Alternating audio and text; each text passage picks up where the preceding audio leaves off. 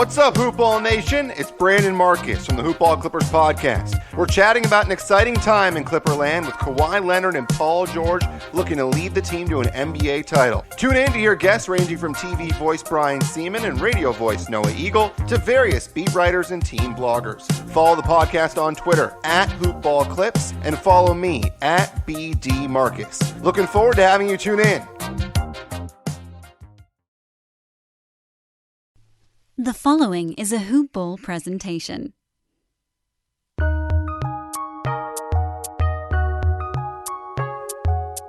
Welcome to the Fantasy NBA Today podcast.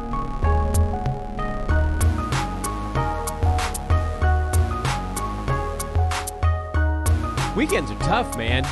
Weekends are tough. During the week, I can tell my family that I need to watch these basketball games because it's for work. On the weekend, I can't get away with that crap. Oh, they will call my bluff. So, we slide back into our 5 days of the work week. Like so. Good morning, everybody. Happy Monday to you. Welcome to Fantasy NBA Today. I am Dan Besbris, and this is, of course, a Hoopball presentation. You can find me on Twitter at Dan Besbris, DanBesbris, or head to Hoopball at Hoopball Fantasy on Twitter, or hoop-ball.com is the website.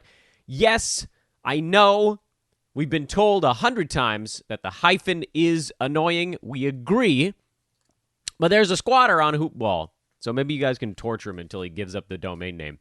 Hoop-ball.com, again, the website. Thanks so much for listening, everybody. It's Monday morning. We're just getting rolling here on a new work week. Teams were eliminated over the weekend, so we will cover all of that. But, and we don't have to do it in this order necessarily. It's only a 2-game night, and games don't start until something like 3:30, I think, in the afternoon here on the Pacific Coast. Now we're into those last 2 time slots, and I think that's the way it's going to be the rest of the way, basically, or at least through this second round, and then it'll go to 1 game a day, and then it'll go to 1 game every other day. And I'll admit I'm going to miss the days of 4 games on any given day, even though it was at times very difficult to get all of my thoughts together in time to put out a podcast in time for the 10 a.m. game. It was pretty damn nice having basketball on literally the entire workday, minus about 70 or 80 minutes at the front end, which is when I'm trying to get my toddler set up here in the morning and then get the podcast done. So now there's not a massive rush, but you know what? We're doing it this way, so we might as well just sort of keep going this direction. And that is, we'll break down the games coming up tonight, specifically from a betting standpoint, since at this point, fantasy is over. You could be playing a playoff league, but actually, although someone did tweet a note that their playoff league had pickups and drops, I don't think you should have that in a playoff league. And if you do, that's fine. It's just sort of weird for strategy because, presumably you're just going to drop a guy when their team gets eliminated. But it extends the weirdness of the league, and then everybody is just scraping by with whatever 14th bench guy that on a finals team that might see 2 minutes of playing time. That's a little silly.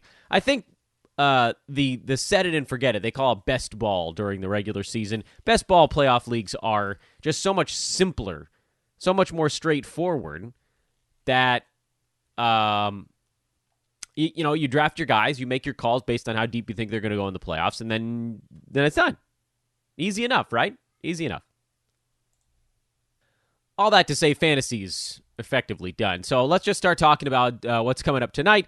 Pair of games, Miami, Milwaukee, brand new series. Our second look at a brand new series because we will profile the weekend's games after we go through some of the stuff happening tonight. Milwaukee favored by 5.5 points. I think, and this is a weird thing to say, but it does feel to me a bit like the number 1 seed here is underrated. I said that in the Western Conference, and everybody thought I was freaking nuts.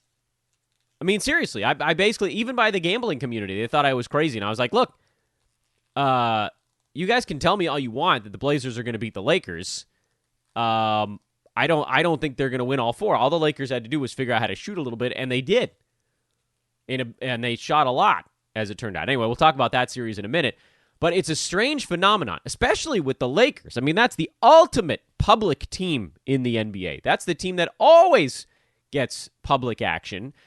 And, ESPN had kind of turned these other teams into darlings. And I think that's happening to a smaller degree here with the Miami Heat.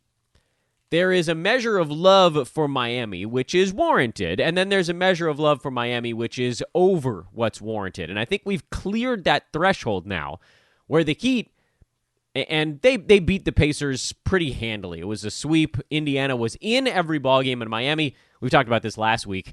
When your shot selection is just a tiny bit better on every possession, or every 10 possessions, you're shooting 1% better than your opponent. Ultimately, you're going to win that game at the end of the ball game, almost every time. Not every time. Sometimes, you can shoot the lower mark and still win because of three-pointers or free throws or stuff like that. But basically, forget percentage for a minute. If your shots are just a hair easier, your three-pointers are a little more open, your layups are a little bit less contested, whatever metric you want to use to describe it, it's more qualitative than quantitative at this point, you're going to probably win the game by the end. And that's what the Heat were doing such a nice job of. They got, meanwhile, before we go to the next phase of this discussion, Milwaukee came in and got throttled by Orlando in Game 1, and then subsequently came back and beat them roundly in 4 games in a row. And I think it was a friend of the show, Greg Ehrenberg, who tweeted something, and it might have been someone else, a couple days ago now. Well, regardless if I'm screwing up who sent the tweet out, point was, Milwaukee is getting basically clobbered for only beating Orlando by whatever it was, like 14 points every single game. It's not easy to win playoff games by double digits every time. These teams are really, really fighting. And so there's this part of me that looks at this series, and I don't know how long it's going to take, but I feel like a lot of people are going to see that 5.5 number and think, with the way the Heat played in round 1, and that they're like a weird Vegas darling. Their odds to win the championship are not as insane as a lot of the other teams in the bubble. And I love Jimmy Butler as a leader on the floor, and they are a great three-point shooting team, so they'll space the floor on you. But Milwaukee's a tiny bit better than Indiana without Domantas Sabonis. And there's this narrative that Bam Adebayo can stop Giannis, and I'm sure they'll drop back and pack the paint. But this is another series Milwaukee is going to win. Question is, how does this first game go? Game 1 of a series is almost always a little bit of a feel-out game, which tends to have a little bit more offense before teams have a strict game plan on how they're going to handle every scenario. But there were a lot of spots where, the Heat defense was pretty good against the Pacers, but there's a big difference there. Think about what Indiana had. Milwaukee has all of that and then some. Slight lean to the Bucks, actually, to cover this one. I know it's insane because it's a lot of points to lay against a good team, but I do think there's a firepower edge. Miami never really had a firepower edge against Indiana. They just were better by a little bit at pretty much every turn. Total of 224.5. If any game in this series is going to go over, it would be the first one, but I'm probably leaving that side alone. I'm probably leaving the whole thing alone.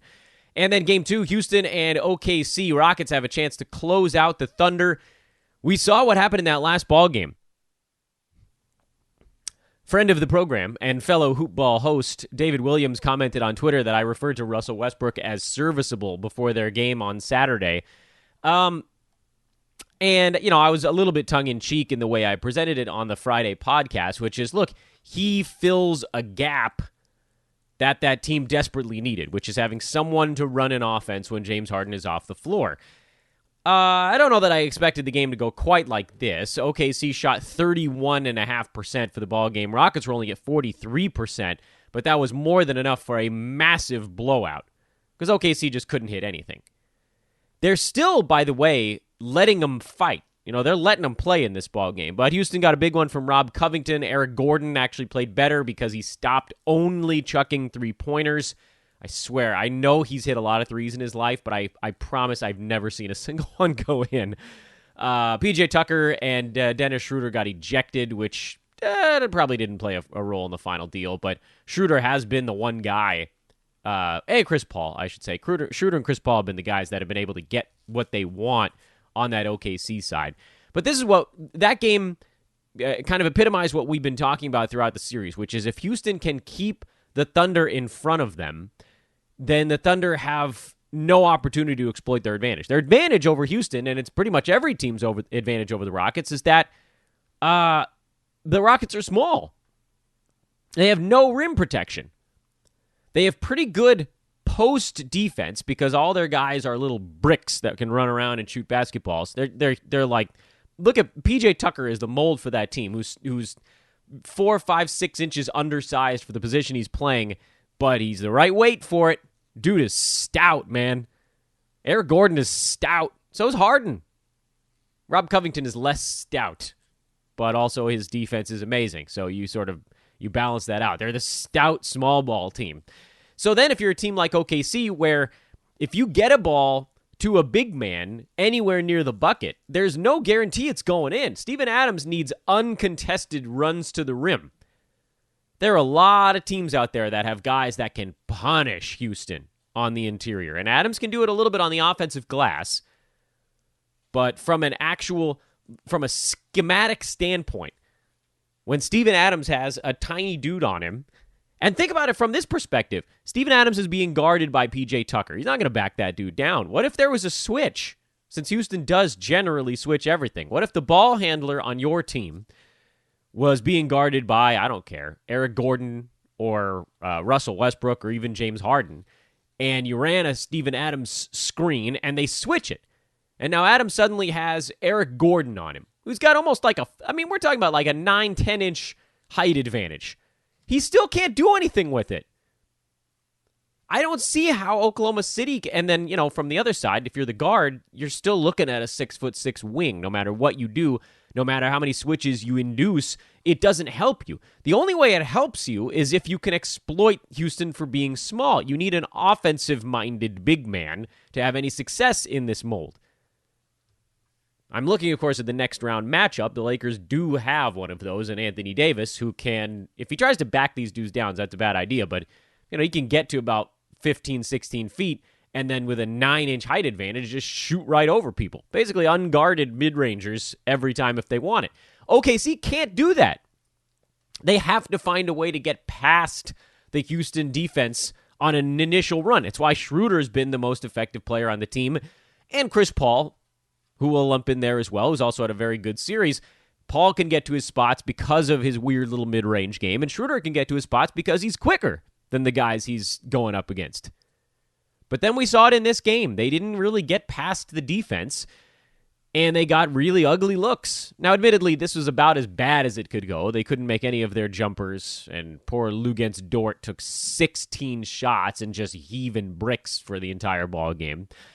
I do think OKC is going to be better in the next one. This last ball game was a prime example of what we were afraid of and why we were on the Houston side to win this series, even after the Thunder won those 2 games in a row. Houston favored by 5, total of 226.5. Looking back at that game, there's simply no way that Oklahoma City plays as poorly as they did in the last one. So this is one where I think I'd probably take the Thunder to keep it tighter. I think Houston wins this game in a close one. And I think because it's going to be close, you're not going to see a ton of fouls at the very end of the ball game, and so it probably stays under the total again, but stronger lean to the side than the total in this ball game. Everything that we quote here on this podcast, of course, is courtesy of our buddies over at mybookie.ag. Our friends at MyBookie have helped us out by making these games damn fun. I swear I can watch any of these ball games because of having a couple of bucks on a side or a total or an in-game bet. In-gaming is always fun with Houston, Oklahoma City because you know about the runs these teams are going to go on. MyBookie.ag. Make sure when you sign up, by the way, $45 the minimum deposit over there, which is a pretty easy number to hit. $45 minimum deposit. Use the promo code HOOPBALL when you sign up, and they will match your deposit with free play. Oh, yeah. Get $45 if you deposit $45, get $100. If you deposit $100, you get how it works. they will 100% deposit match you on your initial deposit when you open up your account. Again, make sure to use the promo code HoopBall. It's on the third page of the sign-up screen. You can even, if you click the links that we tweet out from our various HoopBall and HoopBall podcaster accounts, that won't actually fill in the promo code. It will fill in a different field that says that you heard about MyBookie through Fantasy NBA Today or through, a HoopBall podcast, but you still have to type in HOOPBALL in the promo field to unlock that other deposit bonus. So definitely do that sooner than later. We're going to run out of NBA games to bet, but don't worry, our guys over at HoopBall Gaming, that's their Twitter handle, they do baseball, they do soccer, they do hockey, they do football. They got it all on lock, so you can bet with those guys year-round, even if yours truly, Dan, me, only talks about NBA wagering on this show. That's as far as I go. This is technically a fantasy show, but again, it needs to be fantasy to talk about fantasy. What happened over the weekend? Well, let's do a quick recap of what's been going down. And normally we go in reverse chronological order, but I actually don't think that makes sense right now, since it doesn't really matter what the most recent game is for certain teams. It only matters if somebody got eliminated. And so we'll go through and, we'll pick it apart that way, I suppose. And I'll just grab it series and start talking about them. Clippers knocked off the Mavericks and finished off the Mavericks in the process. Kawhi Leonard was stellar. He averaged 30 points for the series. 30 points, 14 boards, 7 assists, 5 steals in their series-clinching win over the Mavs. Ivica Zubac was very good again. He played 33 minutes, and he has supplanted Montrezl Harrell as the Clippers' center, at least for that series. Clippers now awaiting the winner of Utah and Denver. They got a. Not to me, I think Dallas is probably the tougher test between those teams, but you're probably going to see a lot of Zubac against Jokic, right? Montrez isn't going to be able to handle that load. So Zubac ended up turning out to be a pretty good play here during the resumption period. Paul George was not good. Took him 19 shots to get to 15 points, but he did get 9 boards and 7 assists, so he made up for a little bit in that regard. And for the Clippers, They threw everything they had at Luka Doncic, couldn't really slow him down, but luckily the Mavericks didn't have other guys that were ready to step up. Dorian Finney-Smith had 16, but no KP was a really big deal. And Porzingis, I guess with unicorns, you have to assume that because they exist so rarely, their bodies don't really know how to support them, and he continues to be hurt. It's a real pisser. But I don't know that dude is ever going to have a truly healthy season. They're going to have to work really hard to keep him ready for playoff runs going forward.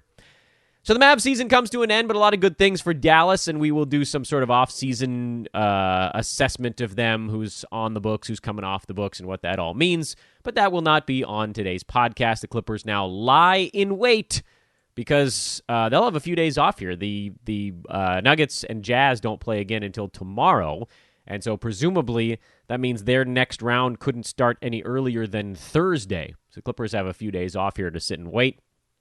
And while we're at it, we can talk about that series. Denver beat Utah 119-107. They continue to ignore defense, but this game, that game actually did go over the total. Total was 219. It went over to 226 because the two teams shot 55 and 45% respectively. Donovan Mitchell had 44. He was one-upped by Jamal Murray in what has become at times a little bit of a one-on-one series. Murray was amazing, had 50 points and 9 3-pointers. As he goes, so go the Nuggets. We've said it before. We'll say it again. Jamal Murray, when he has big games, they usually win. I guess the only one was, there was one in there that Donovan Mitchell just out-big-gamed him. Donovan had a 44. They each had 9 3-pointers, actually, in this one, and just an impressive performance from two guys. Conley had 21, 5, and 6, making a case to be a useful fantasy player again going into next year. And for the Nuggets, I just keep sort of side-eyeing Jeremy Grant, who has an option, and I gotta think they're picking it up. Almost no way they're going to do something with Paul Millsap, and from the looks of things, they'll just slot Grant in at small forward or power forward, and he'll fit just fine. I'd love to see him grab a rebound, though. The threes, the good field goal percent, the okay free throw percent, the blocks, those are all nice, but where are my 5 or 6 rebounds, Jeremy? Anyway, you guys know that he's a dude that we're quietly watching for next year. Michael Porter Jr. has cooled off substantially here as the playoffs has gotten kind of rolling a little bit. you knew he wasn't going to shoot like 60% for an entire year. He's still a gifted offensive player, but there are some limitations to his fantasy game and certainly some limitations on the defensive side, stuff that wouldn't really be a big deal during the regular season, but it's limiting what he can do here during the playoffs a little bit. 28 minutes, though, is probably a good target for him for next year, so keep an eye on his output in roughly that number of minutes and probably a little bit higher on the usage front during a regular season than a postseason. And that's your assessment here. And by the way, my assessment is he's going to get overdrafted. Pretty sure of it. I don't think anybody's going to remember these clunkers against the Jazz. People are going to remember him popping off and being a first rounder during those 8 seeding games. Or what did he play in? 7 of them? Doesn't matter. So that game's going to a game 7. That series, I should say. That's pretty sweet. I think most of us, I don't know, everybody, most folks thought that one was going to be a relatively long series. I think I put a tweet out that was like, I don't really have a great feel for how this series is going to go. And I feel really good about that note because looking back, it's like, well, Denver won a couple, or Denver won one, Utah rattled off a bunch, Denver's come roaring back. It's been a weird series, and this is the magic of having 7 straight games on a neutral site. Fun one, though. Fun one. Not much in the way of defense, but a fun one. And then finally, a new series opened up yesterday, and Boston whomped Toronto. This was, to me, this was a huge surprise. Not that I thought Toronto was going to beat up on Boston. I thought all the games in this series were going to be tight. But Boston played great defense. Toronto shot 37%. Freddie VanVleet went 2 for 16 in this game. And the question is, and I saw a lot of basketball experts talking about how Boston solved Fred VanVleet. So here's the thing. Not that I'm going to give VanVleet more credit than he deserves. I mean, he's been really, really good during both the regular season and the playoffs. But I don't know that Boston did something remarkable against him. Guys also do have poor shooting nights from time to time. One of the big differences, of course, for this series is that Toronto's just not going to get all the wide open looks that they got against Brooklyn. So it's going to be harder to get into a rhythm where you need a few of those ones early to go down, and then the rest of them start to follow. It didn't really. Serge Ibaka played relatively well. I mean, Freddie VanVleet still had 6 steals in this game, though the shooting woes were a pretty big deal. I think this series now sets up as a great... I know we've talked about, I think it was even last week or the week before, we talked about the zigzag theory in playoffs, where you sort of fade what you saw happen in the previous game. To me, this was about as poorly as Toronto can play in a playoff game. This is about as bad as it can go. So we saw the worst of it, and now we come back in the next one and say, okay, well, what's going to improve? I mean, guys are going to get looks on the Toronto side. They just are. Boston's a good basketball team, but they're not superheroes. Kemba Walker played great. Marcus Smart played great. Our guy Daniel Tice double-doubled with 3 defensive stats. Jason Tatum was solid, and he shot 50%. Jaylen Brown was really the only Celtic who didn't have a great ball game. This was, I mean, their bench wasn't very good, but I'm talking about the main guys. This was a game where Boston played really well. Almost every key player for them, 4 out of their 5 main key guys played well. And for Toronto, I would argue none of their main guys played well. OG Anunoby was about as close to playing well as you could go with from the main Toronto guys. They're very good at adjustments. Nick Nurse has shown that. The Raptors last year have shown that. And I look towards their game tomorrow and say, how can I best maximize what I think people are going to overreact to? I mean, Toronto putting up 94 in their worst game of the year. To me, there's a really great argument to be made for an over and a Toronto play in that game tomorrow. But we're not there yet, so we'll just we'll wait a little bit longer.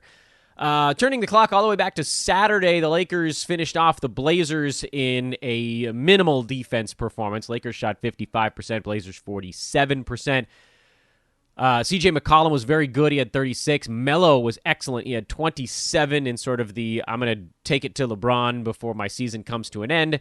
this game, I mean, you could have seen this one coming 3 miles away. No Dame. He left the bubble. Classic injured star theory kind of thing where the Lakers let their guard down for a while. They ended up pulling away in the fourth quarter with a little bit of defense. That's all it took. Portland missed a few shots in there, and the Lakers I think the game was tied at like 109, and then the Lakers just went on a sprint the rest of the way. Portland ended up covering. Game went way, way over because the pace was crazy. Neither team was ready to grind it out when they kind of knew the end of the series, at least, was a foregone conclusion. And Lakers weren't going to lose 3 in a row to a Dame-less Blazers team. And so in this one, you could see the Lakers are kind of like, look, we're just gonna trade shots with you, and at some point, we're gonna lock you down. And it worked. Man, you play with fire a little bit doing stuff like that, but they're good enough to pull it off. AD and LeBron were fantastic in this game. Kentavious Caldwell-Pope has really bounced back well after a very rough first game of the playoffs. Alex Caruso's defense was excellent in this whole series. He had 4 steals and a block in this one, most of those coming on McCollum, who had 6 turnovers despite otherwise a fantastic performance. And so now Portland looks towards the offseason where, what do? Trevor Ariza was someone that didn't go with them to the bubble. Is that a guy they look at bringing back? McCollum, Dame, Nurk, the core guys are all in there. What's to become of Zach Collins, who missed literally every second of this year that he possibly could? Is Gary Trent Jr. a guy that now gets slotted in with a bigger role going into next season? All of these questions we will address as we look towards an offseason for that club as well. For the Lakers, they wait the Houston-OKC series. I'm sure they'd rather play the Thunder, just a more predictable and game-plannable team to deal with. The Rockets are such a weird one that it's going to pose some issues. Defensively, what are they going to do about Harden and rotations? Offensively, what do you do against a team where you're not really going to be able to run a standard pick and roll, although you at least have a size edge. I saw a nice thread on Twitter that talked about the Lakers going huge against Houston, and it makes a lot of sense. Just beat them up. You kind of have to. You're not going to beat them in a small game. I don't think you want AD dealing with PJ Tucker the whole ball game. I think that'll knock him around a little bit. At least not so much on when AD's playing defense. He can roam a tad at that point. But go put Dwight Howard in there. Let him bounce PJ Tucker around. Well, I get ahead of myself. Houston hasn't won their series yet. In any event, that series ended up closing out. I remember after the first game, I did say if you like the Lakers, that's the time to get on them. And sure enough, that's what happened. And they ended up moving on to the second round, which for me, again, I'm a pretty pragmatic fantasy player and a very pragmatic bettor. I don't do things with my money that I don't think is going to result in additional money. But now that we're in the playoffs, and I'm, mostly live in-game betting over at my bookie, and I'm mostly just excited to watch basketball. I'm just really stoked to see the Lakers back in there. It's been a bit, guys. It's been a bit.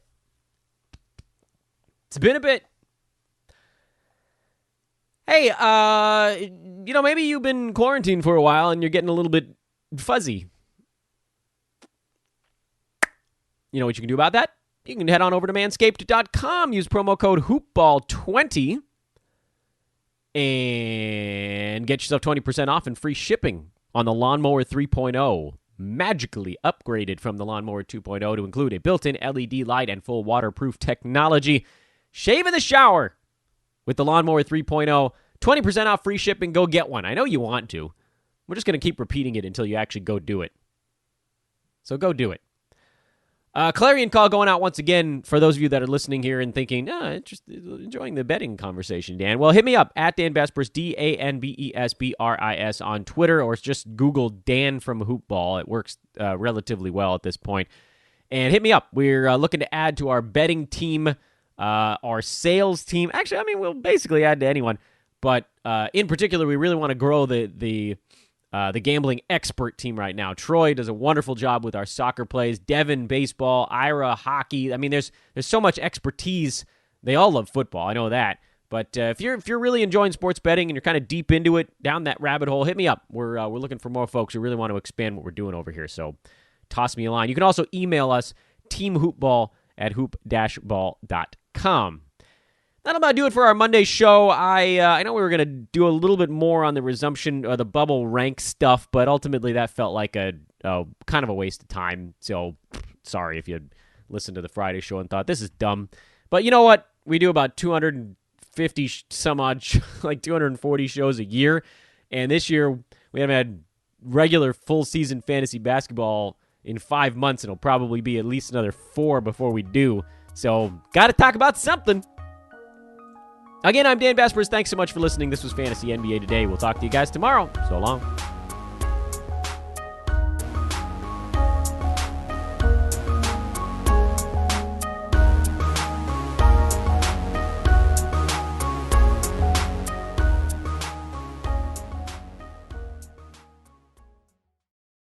This has been a Hoop Ball presentation.